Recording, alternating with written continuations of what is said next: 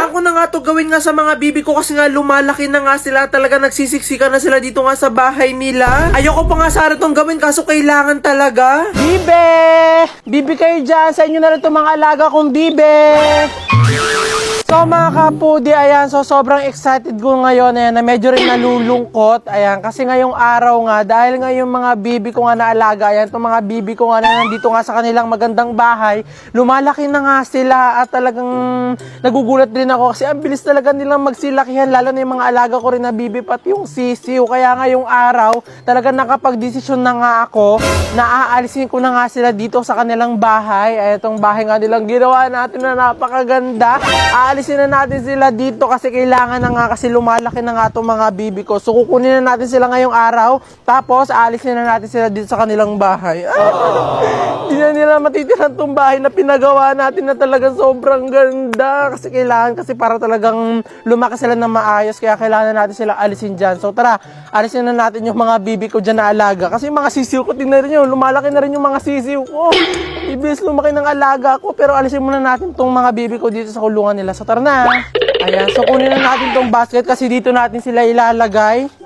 Dito natin sila ilalagay kasi aalis na nga itong mga bibi ko dito nga sa kanilang bahay. Mga bibe, magpaalam na kayo sa inyong magandang bahay kasi aalis ko na kayo kasi kailangan. Mga bibe, labas na kayo. Ang lalaki nyo na kasi agad. Magsisiksikan na kasi kayo dyan sa inyong bahay na yan. Labas na kayo. Ayan na. Ang laki na nila. Diba?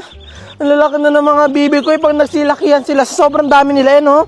Tignan nyo, ang dami-dami nila. Tapos kapag nagsilakihan sila dyan, talagang magsisiksikan na sila dito sa kanilang bahay at talagang di na sila magkakasya.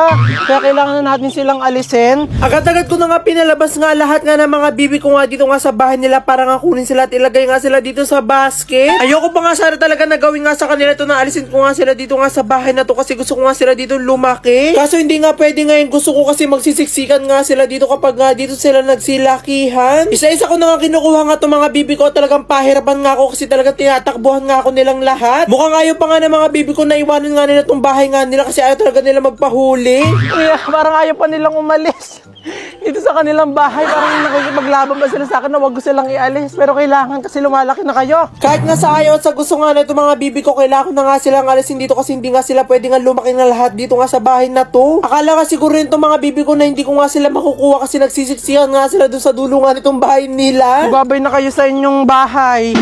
Ayun, magbabay na kayo. Magpaalam na kayo sa inyong bahay, sa inyong house. Pagkatapos nga nila magpaalam, kailangan ko na nga gawin ngayon. Dapat ko nga gawin dito sa mga bibi ko. Ayan, so dito na natin sila dadalhin. Bibe! Bibi kayo dyan. Sa inyo na lang itong mga alaga kong bibe. Sa inyo na lang itong mga alaga kong bibe. Babay mga bibe. Joke lang, di natin sila yung pamimigay. Alaga ko to, pamimigay to.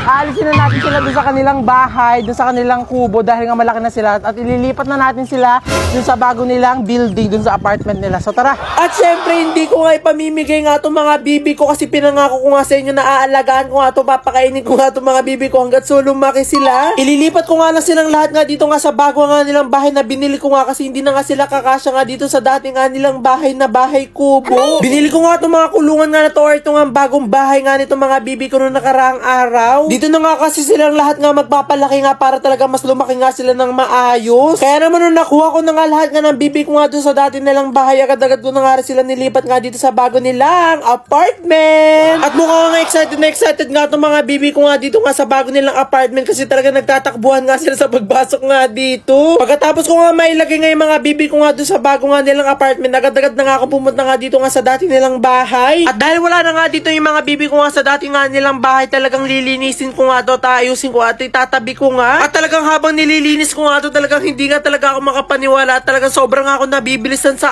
araw. Parang mga nakarang araw nga lang na baby pa nga yung mga bibi ko, talaga nagsiswimming pa nga sila dito sa swimming pool nila. Pero okay na nga yun, at least nga nagsisilakihan na nga yung mga bibi ko at talaga sobrang excited na ako na makita nga sila magsilakihan. At maya nga rin naalis ko na nga rin lahat nga ng fake grass, pati nga yung mga bulaklak na nakalagay nga dito sa bahay at nalinis ko na nga rin siya ng maayos. Ayan, so ito na, nalinisan na nga natin tong kubo nga nitong mga bibi ko. Ayan, so ang gagawin na nga natin dito ay itatabi na natin siya.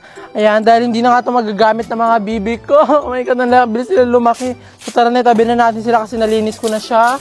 At ito na nga lahat nga na nakuha ko nga dito nga sa bahay nga ng mga bibi ko. Talaga sobrang linis na nga ulit nitong bahay nga ng mga bibi ko. Kumuha na nga ako ng mahabang tela nga para nga takluban nga tong bahay nga ng mga bibi ko para talagang hindi nga masira o kaya maalikabukan. At talaga kapag nagsilakihan na nga yung mga bibi ko, talagang ito na nga rin maging remembrance ko nga ng mga maliliit pa nga yung mga bibi ko. At maya nga rin natakluban ko na nga rin itong dating bahay nga ng mga bibi ko at umalis na nga ako para nga kunin nga itong parcel. Dumating na nga rin sa was nga kasi yung in-order ko nga para nga sa mga sisiw ko ito nga yung kainan nga nila katulad na in-order ko nung nakaraang araw. Isa nga lang kasing ganitong kainan nga yung nabili ko nga nung nakaraan kaya talagang bumili pa nga ako ng isa kasi hindi nga kakasya yung isang piraso sa dami nga ng mga sisiw ko. At nung nabuksan ko na nga itong bagong kainan nga ng mga sisiw ko, agad-agad ko na nga itong kinuha nga yung mga binili nga ni Mang Ray na pagkain ng mga sisiw at bibi ko. Masyado na nga kasing matatakaw nga yung mga sisiw at bibi ko kaya talagang madali na lang maubos sa kanila yung pagkain. Kaya talagang pinabili ko na nga itong si Mang Ray ng kalahati nga sako nga nitong pagkain nga nila para nga hindi na nga kami maubusan at pabalik-balik. Hindi nga lang pagkain ngayon pinabili ko nga kay Mang Ray, talaga nagpabili na nga rin ako ng vitamins nga nilang lahat. Talagang kailangan nga ng mga sisiw at bibi ko ngayon vitamins para talagang lumaki nga silang malulusog. At nung nabuksan ko na nga itong bagong kainan nga ng mga sisiw ko, nilagyan ko na nga rin doon ng pagkain para nga madala nga ito sa kanila. At sakto-sakto nga itong pagkain nga na hinahanda ko nga sa mga sisiw ko kasi anong oras na nga ito, talagang kainan time na nga nila. At nung nalagyan ko na nga ng pagkain nga itong bagong kainan nga ng mga sisiw ko, dali-dali ko na nga itong dinala nga sa kanila. At nung naramdaman na nga ng mga sisiw ko na nandito na nga ako, talaga nagtayuan na nga silang lahat. At mukha nga nagagalit na nga sa akin itong mga sisiw ko kasi kanina pa nga ata itong hindi ko makain. Kaya talagang pagkalagay ko pangalan ng pagkain sa kanila dito, talagang dinumog na nga agad nila itong bago nga nilang kainan. At hindi nga halata sa mga oras na ito, na gutom nga sila kasi talaga nagagawa nga sila ng pwesto kung saan nila isusuot yung mga ulo nila dun sa bilog. At matapos ko nga pakainin nga itong mga sisiw ko, binalikan ko naman itong mga bibi ko nga para nga i-check. At mukha nga komportable na nga yung mga bibi ko dito kasi pagkalipat ko pangalan sa kanila, talaga nagsisitulog na nga silang lahat. Ako nga kasi kapag nga bagong lipat nga ako sa bahay o kaya bago nga yung tutulugan ko, talagang hindi ako makatulog kasi namamahay nga ako pero sila hindi. At habang mahimbing nga yung tulog nga nito mga bibi ko, agad-agad ko naman nga hinanda nga yung inumin nga nila. At talaga naman nagulat nga ako kasi pagkalagay ko nga ng inumin nga nila, talagang lahat nga sila nagsitayuan. Mukha nga may El Nino nga sa lalamunan nga nitong mga bibi ko kasi talagang dire-diretso silang uminom lahat. At talagang sobrang gana nga ng loob ko dito, talagang sobrang saya kasi sa wakas nga meron na nga maayos na kulungan nga itong mga bibi ko, talagang lalaki nga sila na maayos dito. Ganito lang pala kadali makagawa mga kaputi ng sarili nating ice tea. Panoorin yung to nag-trending na to sa TikTok. Ayan no, grabe sakto, favorite na favorite ko tong inumin na to. Tapos ganito lang pala siya gawin. Talagang makikita lang natin sa mga bahay natin yung ingredients para makagawa nito. Sakto, mahal-mahal ang ice tea ngayon. Talagang gagawin ko to kasi tignan nyo ayan no. Grabe talagang makakagawa ko ng maraming ice tea. Ito kayang lasa nito, ayan. Wow! So ito na yung mga kailangan natin para magawa natin yung DIY iced tea nga na yun. So excited na ako kasi favorite na favorite ko ngayong iced tea. So titignan natin kung talaga masarap yun. So let's go! So una, mag-iinit muna tayo ng tubig. Kuha na tayo ng lagayan. Tapos lalagyan daw natin itong rock brown sugar. Itong sugar na to ay gawa to sa bamboo. Sa katas ng mga bamboo. Yan. So, ilalagay na natin itong 10 pieces na tea. Yan. Set aside muna natin to. Kasi iinom nga muna nga ako nitong ininom ko na herbal capsule. Ito nga power cells. Ito nga kasi nakakatulong nga sa akin para nga hindi ako magkaroon nga na kung ano-anong sakit kasi nakakatulong nga itong power cells para nga palakasin yung mga immune system natin. At lahat nga kami sa bahay talagang umiinom nga nito kasi nakakatulong nga rin itong power cells para maiwasan nga yung kung ano-anong uri nga ng mga sakit. Taglay nga kasi nitong power cells nga itong mga ingredients nga na to na malaking tulong nga para talaga maiwasan natin yung mga sakit katulad nga ng mga diabetes, cardiovascular disease, pneumonia, hypertension, at cancer. Magkakat naman tayo ng lemon. So, ito na, okay na to. Tapos, magpipiga naman tayo ng maraming lemon.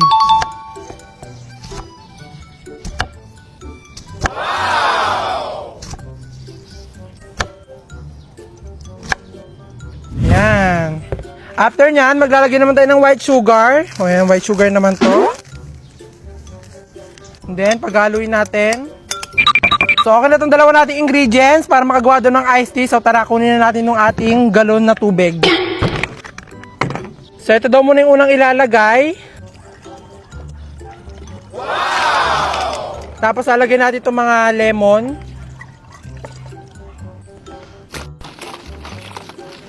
So, tara, tikman na natin. Wala, may iced tea nga.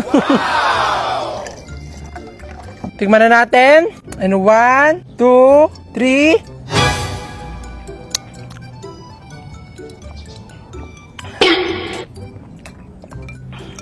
May pagkakalasa siya sa iced tea, kaso onti lang, pero mas nalalasahan ko sa kanya yung lemon tapos sugar.